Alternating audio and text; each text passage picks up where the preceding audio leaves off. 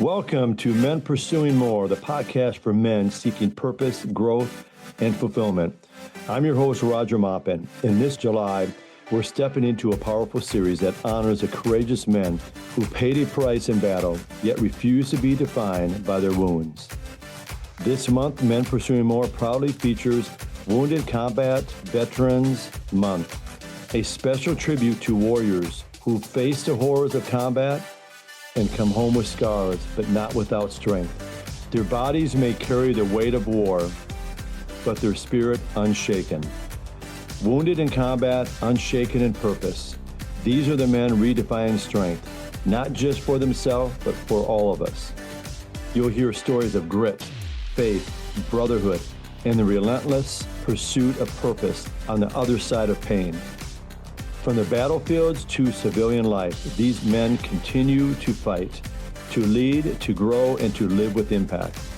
Their stories will challenge you, inspire you, and remind you of the strength that lies in never giving up.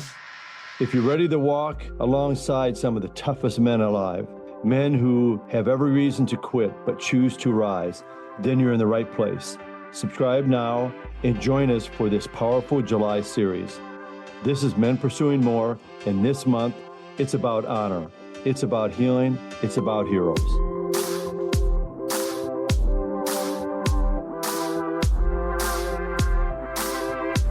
All right, welcome back to Men Pursuing More. I'm your host, Roger Maupin, and today we have the privilege of having Mitchell Kieffer joining us. And Mitchell, before we dive into your story, let's go through a few fun facts. First one, your favorite all-time high school memory at Eastview High School, which I was there. I wasn't a student, but I was a teacher and coach. But your favorite all-time high school memory? It had to be starting our senior year of football. Our coach Sherwin never let us wear black on black, so black top and black bottoms. And so we made it our goal basically to let him give us that opportunity. And it was only if we made it to state, which would be the first time that Eastview High School made it to state.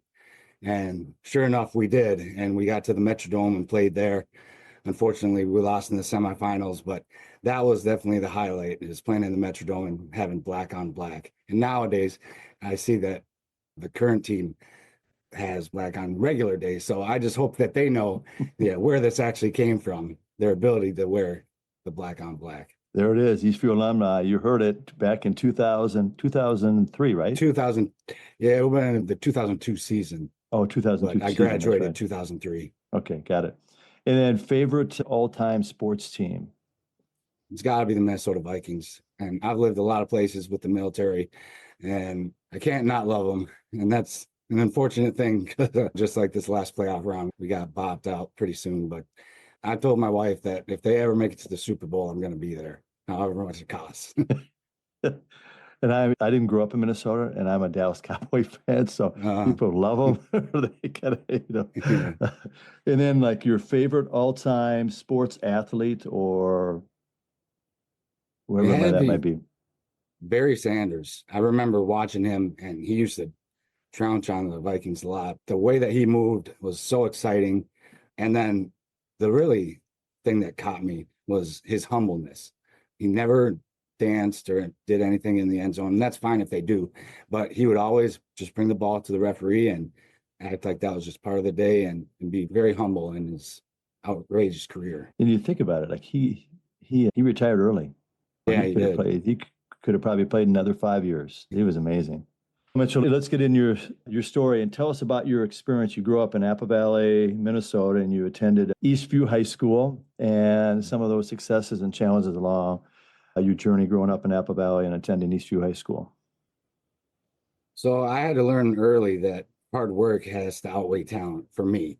I wasn't given the best of genes, but I knew that if I could be in the weight room longer or work harder, like in super group, I don't know if that's still going on. Pushing trucks was the easiest stuff that we did. And then I would want to be the guy on the super team that would compete against the coaches. And going to the point of throwing up was like a rite of honor to me. And that's really where I found a lot of resiliency coming in my life. And that's where outstanding coaches and mentors, how to be a good young man, mutual respect, So it made me want to fight for our coaches and my teammates, just like brothers. I like that brotherhood. Yes. Yeah. What was that? Because I coached at Eastview up until about that period of time, I think 2003, 2004. But there was a competition, I remember, during the kind of the end of the summer, I think before the season started. What was that called again? Yeah. The Ironman The competition. Ironman. Yeah. Share with us a little bit about that. Oh, that was just taking you through brutal exercises one after the other and giving you a chance. Basically, I did win that. I think each time I did it for my weight class, and it allowed you to dress with the varsity team at the first home game, I think it was. And yeah, I just remember throwing up a lot after that. But having the honor to basically dress with the team when you were a freshman and a sophomore, that was pretty cool. Yeah, that is really cool. That's right, the Ironman. Yeah. That's awesome. Tell us about your journey since high school. So went to Eastview High School, grew up in Apple Valley, and then your reason for enlisting in the military and maybe some of those challenges that you may have faced and how you had to overcome those challenges. So my father gave me an ultimatum out of high school, and I was looking to play football, and I was looking at the University of St. Thomas, and he said basically you can go to a state school and not have too many college bills after this, or you could go to St. Thomas and drive a beater the rest of your life. And I wanted to be stern and stick to my guns, so I said, no, I'm going to go to St. Thomas. I'm going to play there, and I'll find a way. And I found the Air Force ROTC program. And so at first, I didn't even want to continue in it in my freshman year because they didn't let me dye my hair. I used to dye it bright white. I remember And that, yes. yeah, and just things like that made me like doubt what I was getting into. But then there was 50 of us that were competing for a full ride scholarship, and 3 of us got it. So that alone was just like a weight lifted off my shoulders and saying, wow, like I just grew from pride then and there. And then I went to boot camp in between my sophomore and junior year, and I won the Top Gun Distinguished Graduate Award. So it's being in the top 1% of field training or boot camp. Wow. And my pride just skyrocketed from there on to really wanting to serve my country. I always thought I wanted to serve, but I didn't know how I was going to. But this basically lucked in my lap. And then when I was first on active duty, I was flabbergasted at how much responsibility they gave us to new lieutenants. I'd be doing multi-million-dollar test and evaluation of air-to-ground munitions, blowing up multi-million-dollar targets with fighter jets and bombers. And I'd be running a control room, just Apollo 13, a control room like that. And I'd be in charge of it all. And I was 22, 23 years old. I'm like, how are they letting me do this? It's crazy. But that's what it was like in the military. They gave you so much responsibility. You had to step up to the plate. And even at one point, they gave me the top program in all the Department of Defense. It was the Massive Ordnance Penetrator. It used to be highly classified when we were in it, but it was a 30,000-pound penetrator. And it basically, they declassified it. So that's why I can talk about it now, to put in the news to basically show that, hey, Iran, we've got a big stick and we can come after your nuclear facilities if we need to. But blowing up the hills of the White Sands Missile Range and everything, that was just unbelievable kind of stuff that I had going on in my first couple of years of active duty. So you went from Ironman at Eastview High School to Top Gun in the military, and then you're working with all this high-tech, high-end military. I don't know what you call it, military arsenal or... Yeah, yep, the arsenal. Wow. Now share with the listeners I know your story for like your deployment to Iraq. And I know that kind of the tragic event in 2011 that led to some amazing adventures and challenges going forward. Can you share a little bit? Because then I know if you can get into like maybe the PTSD, I think it's hyperbaric oxygen therapy and yep. national revenue. Just share with us about that, and then also to receive the Purple Heart. So I know there's a lot there. Yeah, so I volunteered to deploy with the Army Corps of Engineers. So this is after combat troops had moved out. It was late 2010 and going into 2011. It was a 6-month deployment, and I made it 5 out of my 6 months. So we were basically the only ones on the road at that time. rebuilding Iraq. So building hospitals, clinics, schools, police stations, everything for them, trying to build up what we had broken down, but we were still an enemy. So us being the only ones on the road, I'd be going outside the wire with probably 11 British contractors and maybe one or two other military guys. And the Iraqis were taking control of the checkpoints at that time. So we really didn't have much power. They could stop our vehicles in the middle of nowhere. They could deny us entry to our own bases sometimes. And this one fateful day, 5 months in, and we had some skirmishes before this, but this one fateful day, we were going to go to this hot spot that's usually traveled by helicopter, but the helos didn't have anything going that day. So then we usually traveled in MRAPs, the big armored vehicles, but they were in the shop that day. So then we were left with lightly armored SUVs that can basically take a bullet, and that's about it. So we were somewhat bulletproof, but nonetheless, we didn't like having to go all the way 3 hours east of Baghdad for this project and back all in one day. And we were on weather hold. And so everything was just going down. And then we got off weather hold about 10 minutes before we were going to call it. Then we get to the gate, weather hold again. We wait about an hour, another 10 minutes right before we're about to call it. And we say, oh, off, let's go. So what we did, my boss really wanted to get there. And on the way back, our 4 vehicles, the first vehicle got hit by a conventional IED. The second vehicle got hit by an RPG rocket propelled grenade, and it stuck in the vehicle but didn't detonate. The third vehicle, mine, had the worst thing out there. It's called an explosively formed penetrating IED. So this thing is a copper plate that basically forms a slug and punches through any armor. So it went about 2 feet in front of my forehead through the vehicle, dislodging all the lights, just smoke, like fire, haywire, upholstery ripping, and it went out the other side actually too. And then the last vehicle didn't get hit by a regular charge, but all 4 of our vehicles were then all stopped, and because of the bombs and everything. And there was about 15 guys with AK-47s trying to clean us up. And in that, I received a traumatic brain injury. So I was knocked unconscious from the blast wave, and I was scrunched in my seatbelt like an accordion, and it broke about 7 to 10 vertebrae at that time. So I was in La La Land when I woke up to all the gunfire still going off. But we were able to basically make it up to the next checkpoint, just limping these vehicles about 800 yards up the road. And the team was really who handled it, the British folks that I was with. They got out, set up a perimeter, changed run flat tires. I was just there with my boss, and all I could do was basically lay on top of him, knowing that he's the VIP and needed to keep him safe. And that's all I could really cognizantly do at the time. And I was in so much pain too. But we made it out of there, all of us. They didn't come after us. And we had about a 2.5-hour drive back to base in 3 out of 4 busted vehicles. But they all made it there. And that's when they had a fast break layup and they bricked it in basketball sense. It's the divine intervention was completely there. Like none of us should have made it out of there alive. And we all did. That's amazing. Like you said, every one of you made it out alive. You made it back to the base, right?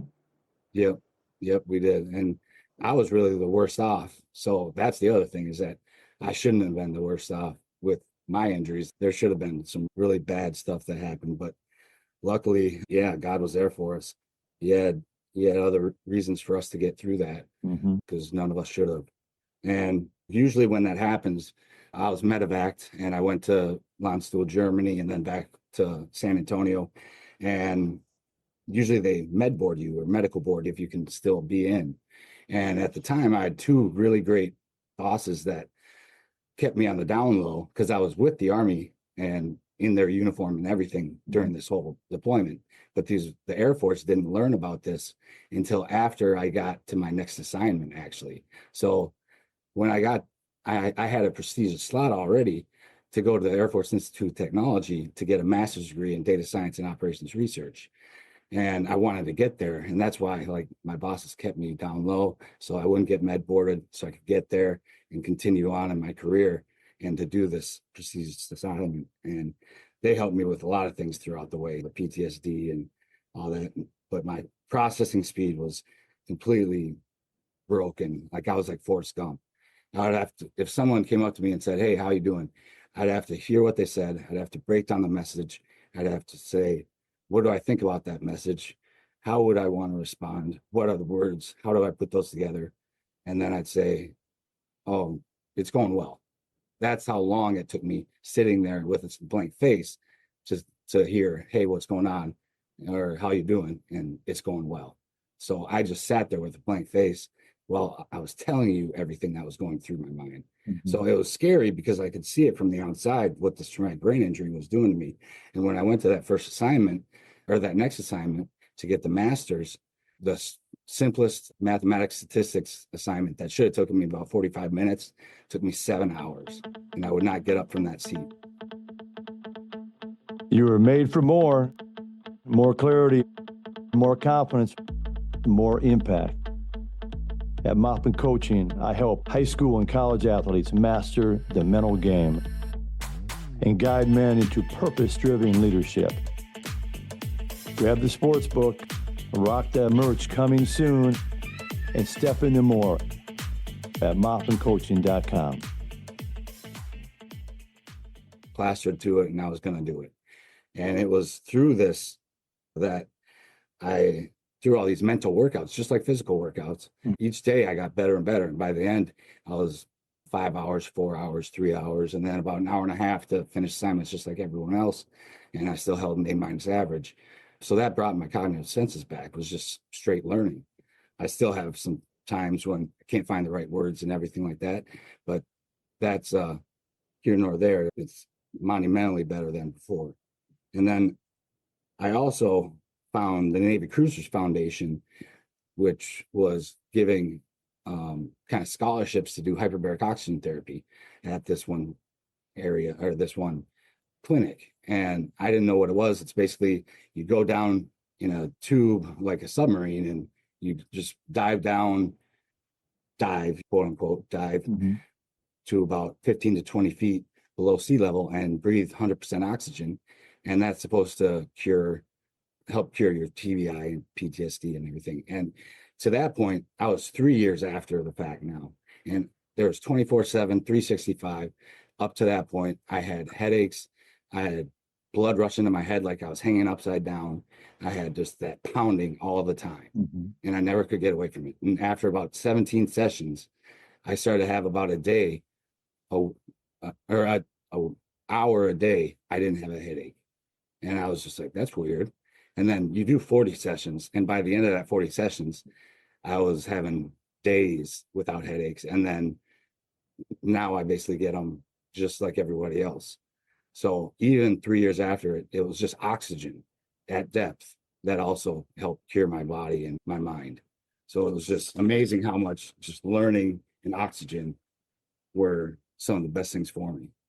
So you talked about learning and you talked about oxygen, but I think you've mentioned some things about natural remedies.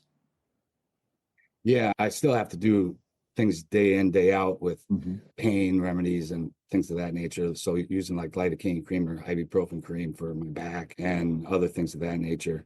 But they tried to put me on all the different psych meds and talk therapy and things of that nature, and that never really helped. It was basically I'll get to this, but it's more of God that really was my natural remedies and friends helping me see things differently. And yeah, that's been the best things for me. It's not giving me pills. I've been on painkillers. I've gotten off of them because they can ruin your life for sure. And it's even hard to get happy on a normal extent now because it just damages that aspect of your body so much. So I've been trying to stay away from pills for remedies for a long time now and just stick with the natural type remedies. And I know you went on a special operation, so now you're going back to the Middle East area, you're going back to Lebanon. And share with the listeners, we talked about it a few times in your conversation, we talked about that kind of God's divine intervention again. Yeah, I medically retired finally in 2015. So after about 8 years in, I had to call it quits because I couldn't deploy anymore with the military itself. But I signed on as a contractor to work for Special Operations Command. And yeah, we went into the Beirut airport in 2017 or was it 2015? I can't remember now, but one of those 2 years. And basically there were 3 suicide bombers from ISIS that killed 43 people in a market. And we were lucky to be near the suicide bomber that didn't go off. So again, divine intervention. There's been so many numerous close calls in my life that I shouldn't have made it out of. Like if I was a cat, I would have already used up my 9 lives. But that's how I know God has shown me signs to do something good with my life. I'm living on borrowed time, and I know that. So I volunteer to guide other veterans, like doing veteran entrepreneur boot camps. And that's my main business now, is trying to help them make the transition into the civilian world.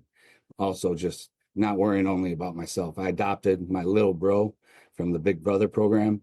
So we got matched when I was 22 and he was 8 years old. And then I adopted him, and he's been an outstanding guy. He's an adult now. So I've got an adult son. But yeah, we had another close call, in Beirut. And then I know you've been on, just share with the listeners, you've been on Fox News a few times. I know you've been on ESPN. I know a lot of local stations around the country. And share with us about the impact and just these, and maybe some of the listeners have heard of these games, but the Warrior Games, I know you were a 2-time champion in that. That's amazing. And you're going from that Ironman to Top Gun to the Warrior Games. I know you're on a triathlon. You're like a team member, and then the Invictus Games. So if you can share with the listeners a little bit about all 3 of them. Yeah, so I was a 3-sport athlete in high school. I played football, basketball, and track. And I threw the shot put in track as well as I did pole vaulting. That kind of gave me an all-around sense of just different sports and everything. And that's what led me to the Warrior Games, which I'll tell you about. But what led me to triathlons was one of my best friends his mother was losing a battle with Lou Gehrig's disease.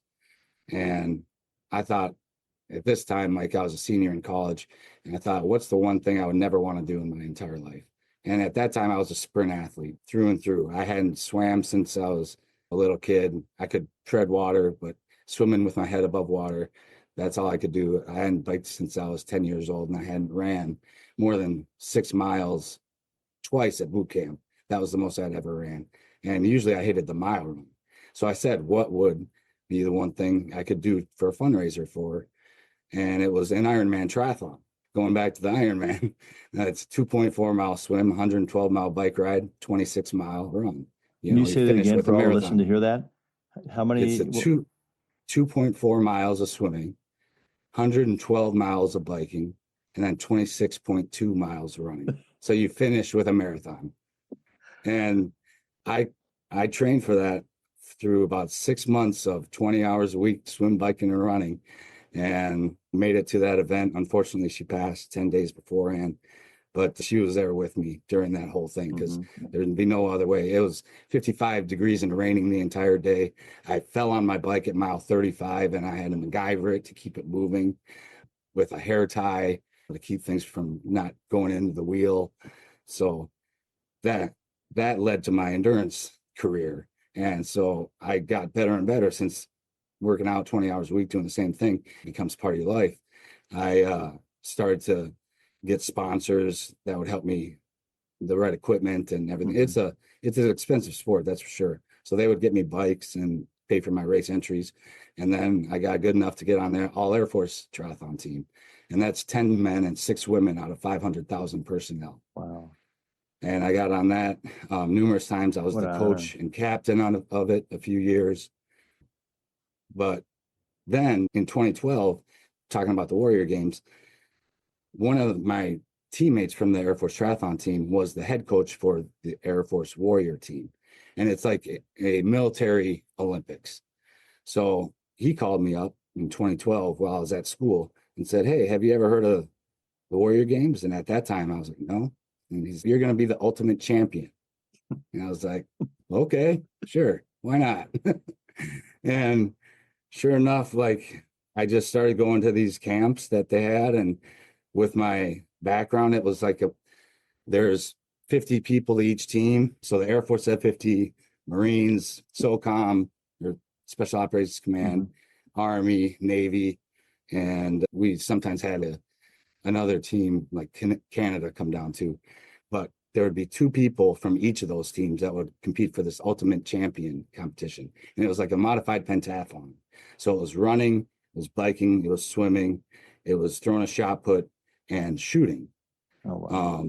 And since I had a lot of that experience, that's why my coach called me and said, yeah, you're going to be that guy. I went through that experience. My first year doing it was 2013. And luckily I won. So it was the first time that any Air Force recipient was the winner. And they crowned me on the 50-yard line at halftime at the Army Air Force football game with all the big generals. And it was just, yeah, it was a great experience. And then I went back the next year and repeated my title. And that's, Go ahead. I was just going to say, and Prince Harry came out to the 2013 games and decided to create the Invictus Games, which was basically military Olympics for now a number of other countries. So then there was a US team versus all these other countries, and I competed in that as well. And that's where I was humbled to be on multiple media tours, going on ESPN Sports Center as a guest, and Fox News, like you said, numerous newspaper, magazines, TV along the way. So I had my 15 minutes of fame. That's amazing. And then you get involved in the Invictus Games. You get to compete against others around the world at the Olympics. That's amazing. Exactly. Share with the listeners, I know Tim Brown, his organization approached you, and how it eventually led to what you're doing now today as a business leader of I think it's a Quick Reaction Force. Yeah, Business Leaders Quick Reaction Force is the name of the company. So I was diagnosed with stage 4 melanoma in 2021, and they gave me a 7% chance to live in about 3 to 6 months. But again, divine intervention came in, and God showed up in my life and basically showed that beating cancer was going to come down to your resiliency. He told me, if you can basically just take the pain in single day, every day, like I'll be able to handle this, give it up to me. And ultimately it was God using his love as well as what real love should look like through my wife for being there for me through all this. She's from Peru and we live there most of the time. And one time she had been there for me in the hospital when I had an infection. She left. I got worse. I had to be intubated, and I wasn't knocked out when I was intubated. So I was basically awake for being with the tube in my throat, not feeling like I can breathe. I felt for about 2 hours, every single breath was going to be my last. So it was the worst time of my life. But finally, I passed out after about 2 hours, and guess who was there when I woke up? She had flown back to see me in the ICU. But during that time, Tim Brown, the famous wide receiver for the Oakland Raiders, contacted me and to be part of his Stars Helping Heroes program, helping vets build their own businesses, mentorship, wealth building, personal branding, network access, business development, things of that nature. And that's how I started my company. And that's what you do now. That's where you travel around the United States, helping veterans start their business. And then I know you're involved in a lot of speaking engagements. I know you've been on a number of networks, and you speak around the country. Going to Cincinnati coming up here for another Patriot Entrepreneurial Boot Camp with DAV, Disabled American Veterans. And I do that at least 3 times a year. So I fly back from Peru to do that. And yeah, do a lot of things via Zoom since I'm in Peru, keep a lot of those relationships going. And yeah, it's been a lot of fun. As we wrap this up in the next few minutes, we could talk I know you're from Eastview High School and just your story. We could talk for the next few hours, but I just got a few more areas to cover. And just like one is, and you've already given a lot of insight on this, but what is some of the best advice that's ever been given to you along the way? And why do you feel was the best advice, and who gave it to you? So I wasn't really looking to God when I was deployed. And I was always at that point just looking straight forward or looking down. I was always trying to do things myself. And it was after the fact that everything came in shambles. My house was burglarized when I was deployed. My fiance at the time decided to put our relationship in shambles. And then I was wounded too. So he's, you know what? You sound like Job. Your possessions, your relationships, and your health has been taken from you. And that woke me up to, wow, yeah, that does have some similarities to it. And that's when I realized I was always just trying to go forward. It's up to me. But then I needed to realize to look up, to stop and look up and look to him. And that's what made a drastic difference in my life. You talk about God, and then you also talk about you have a support community around you too, which is really key. Mm-hmm. You know, that you don't go through this, not only your wife, but that support network that help you through things. Yeah, I've got a great support network through the Air Force Wounded Warrior program. There's 8 of us that all got the same tattoo, and we've had a group chat going on WhatsApp for over 10 years now. But I've also got a couple great friends from high school still that are there for me. And whenever I can be around them, it just sets me at ease, because if you look at me from the outside, it doesn't look like I'm too hurt or whatnot, but I have 100% disability. So a lot of my things are internal, PTSD including. And I just realized that, forget shame. I realized that shame was holding me back from a lot of things. But when I'm with those people, I don't have to worry about that. I don't have to worry about anybody judging me. They understand what I'm going through, because they've gone through a lot of the same thing.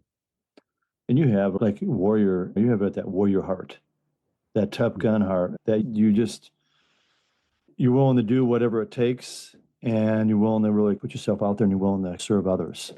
And here's what you're doing with it. But that's been the theme during this podcast, is just you willing to just do whatever it takes, and just willing to, like, I leave it up to you, God, but also I'm willing to, I want to serve others.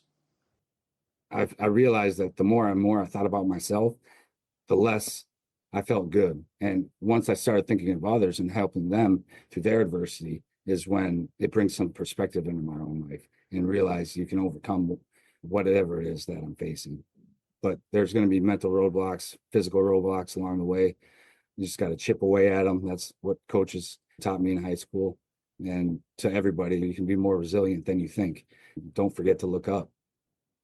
I love that. That's some amazing final thoughts right there. Hey, that's a wrap with Mitchell Kieffer. And I want to thank you for being a part of Men Pursuing More podcast. And where can listeners follow you and follow your story? I'm on Instagram. It's Mitchell_Kieffer_captain, or cap, CAPT. I'm also on Facebook, so you can find me and friend me there. Mitchell Kieffer, MITCHELLKIE. On LinkedIn as well. Yeah, number ways forward. All right. Hey, thanks for listening to Men Pursuing More podcast. Don't forget to follow us at mopandcoaching.com.